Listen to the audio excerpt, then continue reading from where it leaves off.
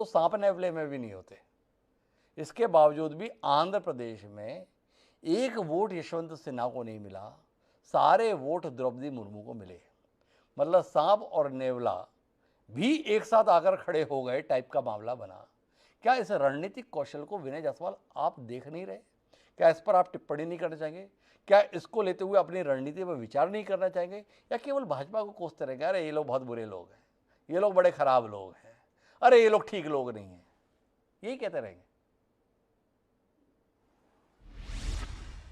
हिमांशु जी, ये रणनीतिक कौशल नहीं है जी। ये सीधे सीधे ये अपॉर्चुनिस्टिक लोग हैं। ये अपॉर्चुनिटी है।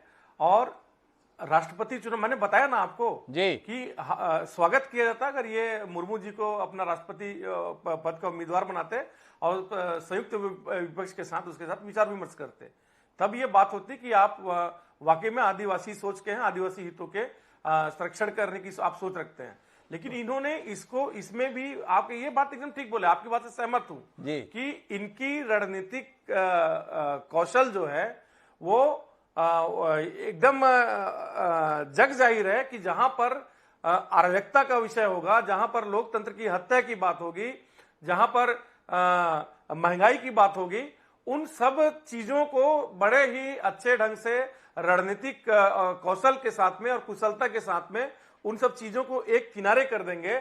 और बाकी जो चीजें हैं, जो देश की जो जनता है, जो पिछले 8 सालों से देख रही है, बहुत सारे विषय हैं कि पूरे मीडिया से लेके, देखिए मैं ज्यादा मीडिया की बात नहीं करूंगा, लेकिन जिस तरह से ये प्रचार प्रसार और एन केन प्रकारेण किसी भी प्रकार से देश की जनता को भ्रमित करके रखें, और वो भ्रम को ये, और जो जनता की जो मूल मुद्दे हैं, राजनीति के जो मूल मुद्दे हैं, जो महंगाई का मुद्दा हो या फिर रोजगार का मुद्दा हो, किसान का मुद्दा हो, मजदूर का मुद्दा हो, महिला के सशक्तिकरण का मुद्दा हो, देश उस पर नहीं रहने देते। जनता के मूल मुद्दों पर ये लोग नहीं रहने देते हैं, ये इनकी रणनीतिक कुशलता है।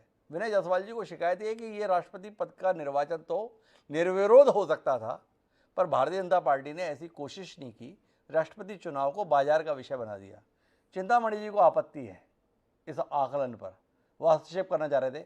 आखिरी टिप्पणी उनकी इसी भी संदर्भ में लेते हैं। जी चिंतामणि जी, किस बात में आपत्ति है आपकी डॉक्टर विनय जायसवाल के ये कहने पर कि भाई द्रौपदी मुर्मू के संदर्भ में थोड़ी कुशलता और दिखा देते, आम सहमति से ही चुनाव हो जाता, क्यों इतनी मशक्कत कराई? मैं ये पूछना चाहता हूँ विनय जी से कि पिछली बार एक अनुसूचित जाति का व्यक्ति, गरीब घर का व्यक्ति खड़ा करा था, तो आपने समर्थन क्यों नहीं किया था? आपने क्यों फिर उनके खिलाफ कैंडिडेट उतारा? इसके पहले अटल जी की सरकार में एक देश के वैज्ञानिक को खड़ा किया था, उसके विपरीत आपने लक्ष्मी सहगल को क्यों उतारा? तो आप ये केवल कहने की बातें हैं कि समन्वय क्यों नहीं बनाया, क्योंकि आप फंस गए, क्योंकि अब आपको कोई रास्ता नहीं मिल रहा। तो अब ये बात आप एमिकेबल की बात कर रहे हैं कि भाई एमिकेबली हो सकता था।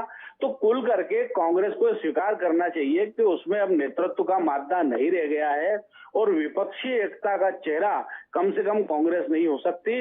और वास्तव में विपक्षी एकता संतरे की तरह है, जो ऊपर से तो बस किसी उसमें तुष्टीकरण के कारण एक जैसा दिखता है, लेकिन अंदर तमाम फाक है, तमाम बहुत सारे विरोधाभास है, और ये विरोधाभास तृणमूल कांग्रेस और कांग्रेस में दिख रहे हैं। चिंतामणि जी की पार्टी का दौर है, इसलिए चिंतामणि जी कुछ भी कह सकते हैं। चिंतामणि जी बोल रहे हैं ये संतरा जो है इसकी फांके हैं, हमें पता है, अब फांके इस राष्ट्रपति चुनाव में दिख भी गई हैं, तो गलत नहीं।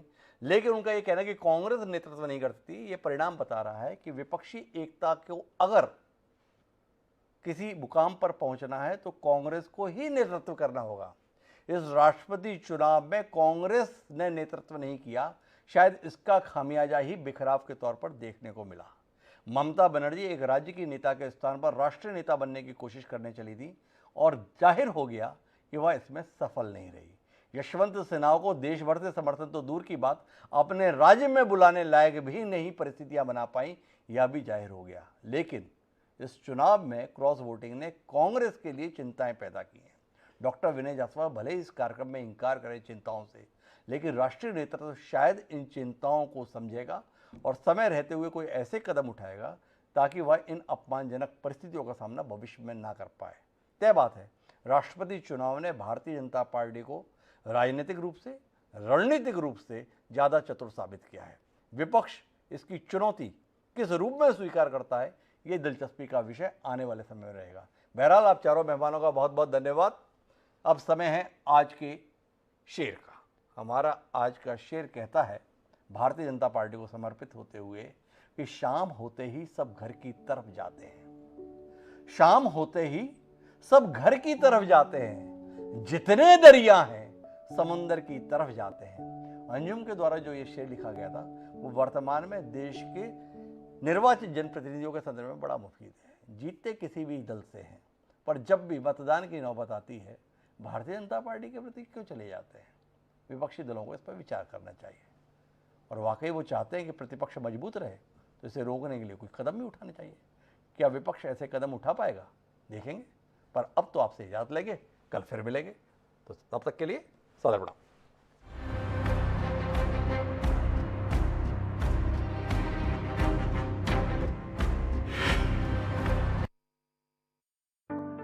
इस कार्यक्रम के प्रायोजक